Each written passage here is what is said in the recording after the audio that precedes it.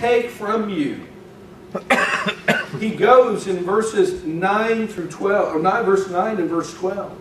If you read down, you see what happens as he comes. And I think he's kind of joking with her. J. Vernon McGee said this: he's acting like a kid. He's playing. He's giving her riddles. He's trying to. He didn't come out, but because J. Vernon McGee's older and he's too. What's the word I'm looking for? What's that? Conservative to say what he was saying, but you can read through his commentary. I mean, he's playing a game with her. He wants her to tie him up. Playing with her.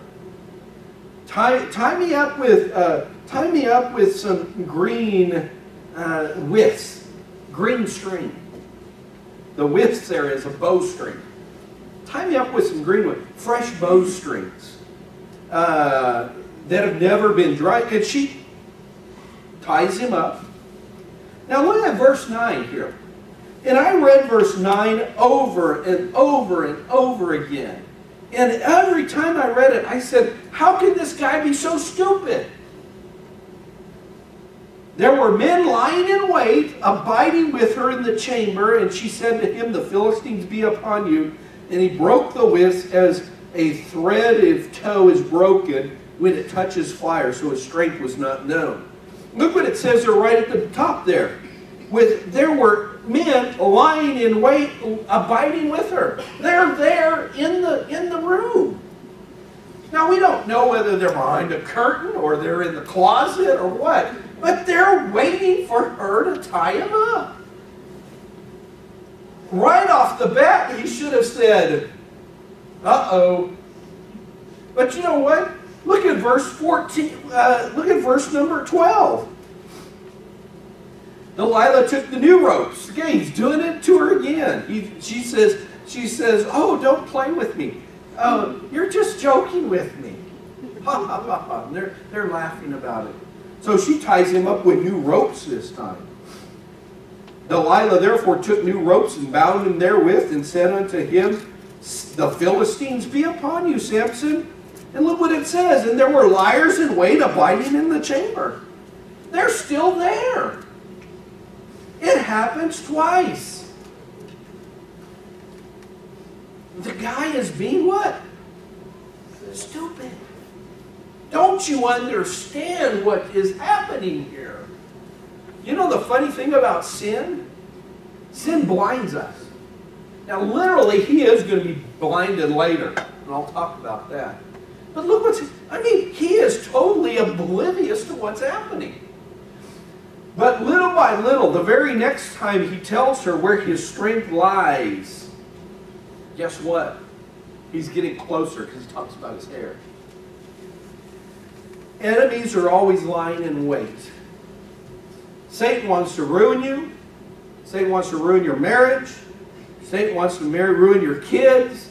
Satan wants to ruin your grandkids. Satan wants to ruin your testimony. The enemy is always lying in wait.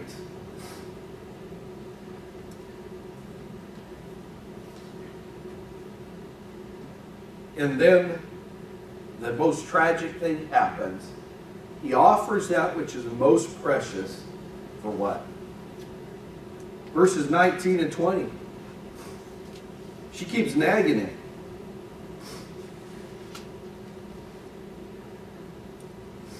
Keeps nagging him, nagging him, nagging him. Come on, tell me. Starts crying. Oh, if you would really love me, you wouldn't joke with me. If you really love me, you would tell me.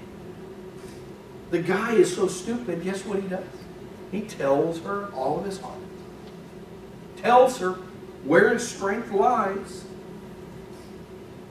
And we have verses 19 and 20 happening. He offers the most precious thing he had.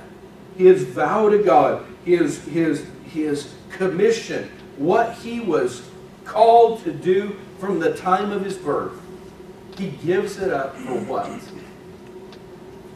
She never loved him to begin with. She only wanted the money. And as she goes, he gives it up. He gives his heart. And she just takes it from you. You know, we need to be careful with those who, and I don't know where you're at, I don't know where you're at in your life, what's happening at your job, what's happening maybe at school, wherever. Be careful. Somebody tells you how much they love you. And they're trying to get something from you. She just takes it and destroys his life.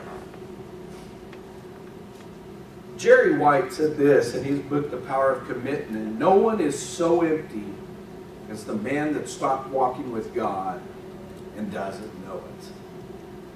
He goes to the point, as I read, he didn't even know that the Lord had left him.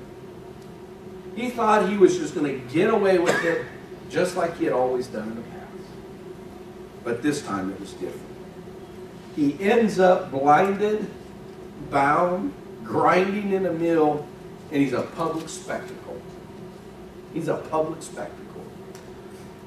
Tom Coughlin said of Jerry, if you don't know who Tom Coughlin is, he's the coach of the New York Giants, Super Bowl champion Giants. Bobby Petrino worked for Tom Coughlin earlier, before Bobby Petrino went and coached at Louisville. Tom Coughlin said of this of Bobby Petrino, he has never seen a better play caller or offensive coordinator in all of his life. Now we are not celebrating that. What are we celebrating? Bobby Petrino's failures. In our lives, if we sin, guess what happens? We become just nothing more than a public spectacle. Many of us claim to be Christian, and I'm not doubting your profession, but we claim to be something. We tell people we love the Lord, and we fall away, and guess what happens? We're blinded to sin. It's trapped us, and we're public spectacles. They're making fun of us. Samson, in his life there, it says this in verse 25. It says, "That came to pass when their hearts were merry, that they said, call for Samson, that we may make us sport." We can pick on him. We can humiliate him. When we sin, understand certain things. Numbers 32:23 says this: be sure your sin will find you out, and it will find you out. Proverbs 13:5 says this, that the way of the transgressor is hard. You might say, well, it's hard not flirting. It's hard not doing whatever. No, you know what? The way of the transgressor, that's hard. Proverbs 13:21 says, evil pursues the sinner. It pursues the sinner. Evil does. It comes after you. You don't get away with it. Proverbs 29:6 says that in every transgression there's a snare. It traps you. We're trapped by our discovery. We're trapped by the consequences, according to Galatians 6, 7, and 8, where it says you reap what you sow. We're trapped by the guilt that comes into our life.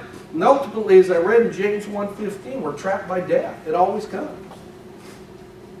Samson humiliated himself. Then lastly, Samson destroyed himself. As I read all my different commentaries on the book of Judges, verses 23 through 31 talks about the end of his life. Some people said, oh, what a heroic thing.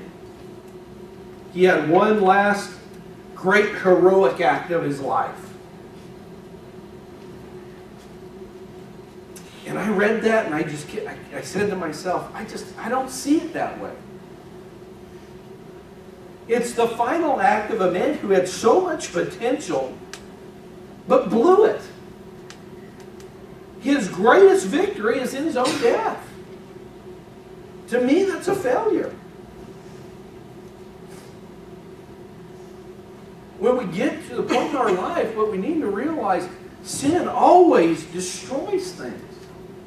It never builds anything. It destroys everything. Why do people do it?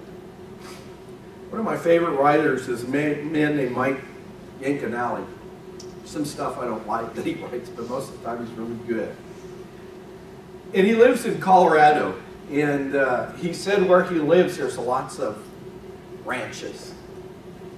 And he said this, he once asked a rancher, had lost a couple cows, and he says, well, cows seem so stupid. How do they get lost? And he says it's really simple. He says the cows will be out there grazing, and one cow will see some green grass over there, and he'll go and he'll eat a little green grass here, and he'll start chewing his cud, and he'll look around, and there's some green grass over here, and he'll go and he'll eat, and he'll keep chewing his cud, and keep thinking, and then pretty soon he sees some green grass over here, and he comes and he eats some green grass here, and then he'll look and he'll notice that there's a hole in the fence. And so he'll walk over here and he'll notice that there's some green grass there outside the fence, and he'll go and he'll eat the little grass there, and he'll eat a little more grass over there. And he says over time, he looks up and he says, where am I? And Yankonelli said this, you know why Christians fall? You know why Christians get into trouble? One step at a time. One step at a time. Just go, look, you know, over here and over here. They don't realize they're drifting away from what's right. Oh, it's harmless talking to an old girlfriend on Facebook. Really? That's like biting the grass over there. Oh, it's no big deal when my boss flirts with me. Kind of like it. That's a little green grass over there. Little bit, little bit, little bit. And then you end up where? You end up, your marriage is wiped out, your kids are spending one weekend over there, one weekend over here. You ever see your grandkids? And you how did I get here? You know why? Because you didn't run from temptation. Right when it started, you didn't run from temptation. And then when you didn't run, guess what ends up happening? You end up humiliating yourself. And then guess what happens? Things are destroyed.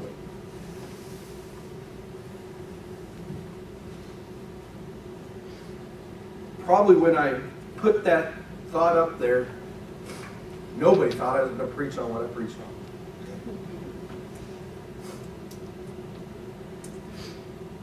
The only difference between a sheep and a hog when it gets in the mud is the sheep finds it uncomfortable and he gets out, and the hog wallows in it and enjoys it. If you're a sheep today and you start getting in the mud, you know what you need to do? You need to get out of the mud. You need to get as far away from it as possible. You need to throw your computer away. Throw your computer away. You can't throw your computer away. Get your wife on the computer with you. If you need to quit your job, quit your job. But run from it. Run from it.